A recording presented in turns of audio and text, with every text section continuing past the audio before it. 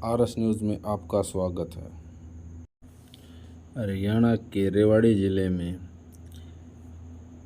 नांगड़ गांव में मनीषा सेन पुत्री मनोज सेन यूपीएससी परीक्षा पास करने पर 522 रैंक प्राप्त किया। परिवार में खुशी की लहर।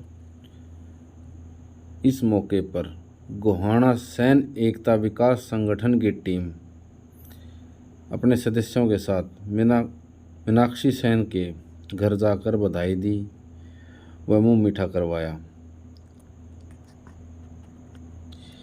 इस मौके पर प्रोफेसर शमशेर भंडेरी ने मनीषा से विचार विमर्श किए और उनसे बातें की।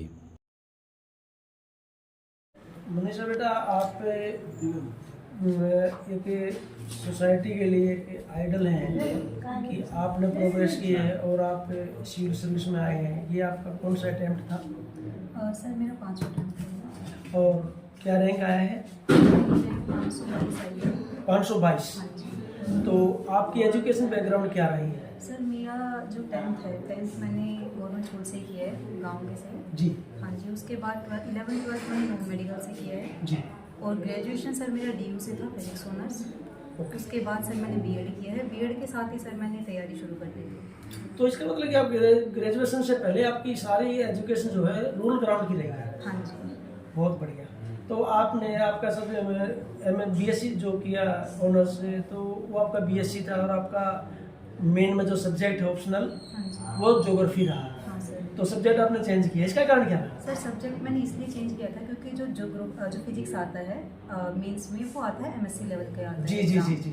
इसके अलावा जो ज्योग्राफी है सर, एक तो वो साइंटिफिक सब्जेक्ट है, मतलब फिजिक्स से मिलता जुलता है। स्कोरिंग भी है। और स्कोरिंग है। और तीसरा रीज़न ये है कि जो GS1 पेपर है और GS3 पेपर है उसमें यूजफुल होता है, मतलब काफ़ी चीज़ें होती है जो ज्योग्राफी ऑप्शनल की होती है। SS में भी कवर होता है। कवर होता है, तो इसलिए कई पेपर उससे कवर हो जाते हैं ज्योग्राफी ऑप्शनल से, तो इसलिए मैंने सर उसको दिया था ज्योग्राफी। ओके। तो मतलब आपको कभी इस प्रकार का कोई फेस करना पड़ा कि जैसे आप रूरल बैकग्राउंड से आए हैं तो तैयारी में कोई इस प्रकार की ऑब्स्टिकल रही हो? सर को कुछ ना कुछ प्रॉब्लम तो होती है, क्योंकि कुछ चीज़ें समझने में, अगर आपका मीडियम हिंदी है, मेरा हिंदी मीडियम है, तो मैक्सिमम जो रिसोर्स होते हैं वो इंग्लिश में होते हैं, तो थोड़ी सी प्रॉब्लम होती है। लेकिन टाइम के साथ सर वो चेंज हो रहा है। अब हिंदी में भी उतने ही अच्छे रिसोर्स हैं और हम अच्छे से तैयारी कर सकते हैं। तो थोड़ा बहुत प्रॉब्लम होती है, बट इतनी नहीं होती कि आप उसको हैंडल ना कर सकें। अभी मैं विकास दिव्यकीर्ति का इंटरव्यू सुन रहा था कि अब की बार 54 बच्चे हमारे हिंदी मीडियम से आए हैं। इसका मतलब आप ये कह सकते हैं कि आप मीडियम का इतना बड़ा कोई बार नहीं है। हाँ। और रूरल ग्राउंड के बच्चे भी आगे बढ़ सकते हैं। हाँ सर, पहले क्या था कि सर वो चेंज हुआ था, पैटर्न चेंज हुआ था 2014 में। जी जी। सीसेट लाया था, तो इसलिए हिंदी मीडियम के बच्चे प्री में निकल जाते थे। अब धीरे धीरे हिंदी मीडियम के बच्चों ने क्या किया है कि समझा है कि आपका प्रॉब्लम क्या है।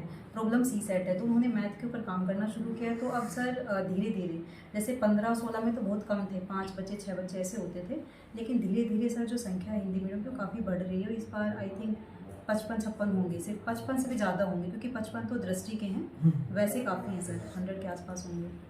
तो इसका मतलब ये रहा कि आपने कोई कोचिंग से ज्वाइन किया था या वैसे खुद ही तैयारी की थी, सेल्फ प्रिपरेशन? सर मैंने मैक्सिमम तैयारी सेल्फ ही की है। जैसे मैंने कोचिंग ज्वाइन किया था ऑप्शनल के लिए, थोड़े टाइम के लिए, लेकिन आउटपुट मुझे इतना अच्छा नहीं लगा उसका।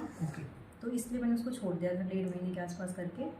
फिर मैंने सर टेस्ट ज्वाइन किए थे विजन IAS कोचिंग है, उसके टेस्ट ज्वाइन किए। तो इसका मतलब आपने दोबारा इम्प्रूव के लिए PT दिया है, एक चांस और ले रहे हैं? कितने चांस और बचते हैं? सर मेरे 4 चांस हैं। ओके। मतलब कि हम उम्मीद कर सकते हैं कि आप मेन में IAS में आई जाए। हाँ सर, मैं पूरी कोशिश। और बहुत बढ़िया है। और मतलब ये भी देखो, जैसे मनीषा जी ने बताया कि आप रूरल बैकग्राउंड से हैं, उसका कोई फ़र्क नहीं पड़ता, गरीब अमीर का कोई फ़र्क नहीं पड़ता, कि साधारण परिवार से बेटी और एक टीचर परिवार से है। कितना अच्छा लगा कि अब आम बच्चा जो तैयारी करता है उसके दिमाग में एक बात होती है, हमारी सिफारिश नहीं है, हमारा अप्रोच नहीं है, हम कहाँ जाएंगे। तो इस प्रकार की कोई समस्या नहीं, बच्चा यदि तैयारी करना चाहता है तो आगे बढ़ सकता है।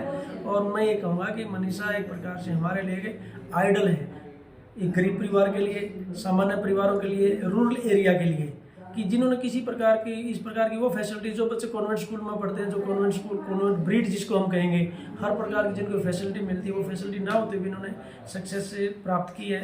और हम यही उम्मीद करेंगे कि आप जहाँ भी पोस्टिंग आपको मिले तो एक तो सामान्य परिवारों के जो समस्याएं हैं उनसे ज़रूर रूबरू हों और उनकी हेल्प करें। और जहाँ भी आप जाएं तो सामान्य बच्चों को, मतलब किसी भी बच्चे को जो आपके सामने आए और तैयारी के लिए, उसकी आप हर प्रकार से मदद भी करें और वो इंस्पायर भी करें।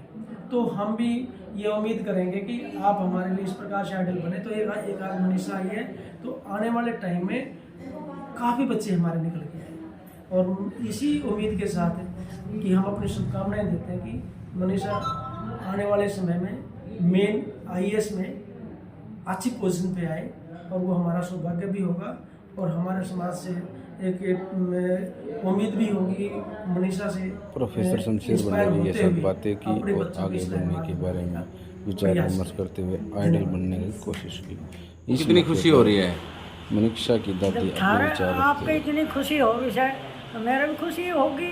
तुमने बताओ आके एक बालक की एक छोटी सी नौकरी मिल जाए जब कितना खुशी हुई है। तो जी, बताओ ये भी आपकी लड़की से ये खुशी की बात है और बल्कि एक मोटिवेट मैं तो ये करना चाहूँगा कि अपने समाज से हो या दूसरे समाज से, ठीक है ना, बच्चा अगर मेहनत करता है कोई भी चीज़ है तो पॉजिटिव थिंकिंग, पॉजिटिव पास रास्ता है वो भी पॉजिटिव होना चाहिए, थिंकिंग पॉजिटिव होनी चाहिए और एम भी पॉजिटिव होना चाहिए। कि अगर ये तीनों चीज़ें मिल जाती है तो सफलता जरूर मिलती है। तो आप इसके बारे में, जैसे मनीषा ने जितनी मेहनत की, तो आपको क्या लगता है कि इतनी मेहनत करके कोई बच्चा कामयाब हो सकता है यदि उसी तरीके से काम करे तो? देखो अगर हमने अपना लक्ष्य बनाया है, अगर हमने अपने एम हमने फिक्स किया है तो ये है दिक्कत प्रॉब्लम हो सकती है तो उन दिक्कतों को दरकिनार करते हुए हमने जब तक हमें एम नहीं मिल जाता वो एम तक हमने चलते रहना, लगे रहना चाहिए। लगे रहना चाहिए। तो आप ये भी उम्मीद करेंगे कि आपकी बेटी एक बार फिर एग्जाम में अपीयर हो और IAS में आए? हाँ, हम उम्मीद कर रहे हैं जी और शायद अगली बार मीनाक्षी के ताऊ जी अपने विचार रखते हुए ओके हो जाए। चलो, बहुत इस बहुत मौके पर जगमिंदर सेन, परवीन सेन, राहुल सेन और वो अपने टीम के साथ प्रोफेसर शमशेर बंडेरी। यह जो खबर दी है सैन खोज पत्रिका के पत्रकार सोनू सेन ने दी।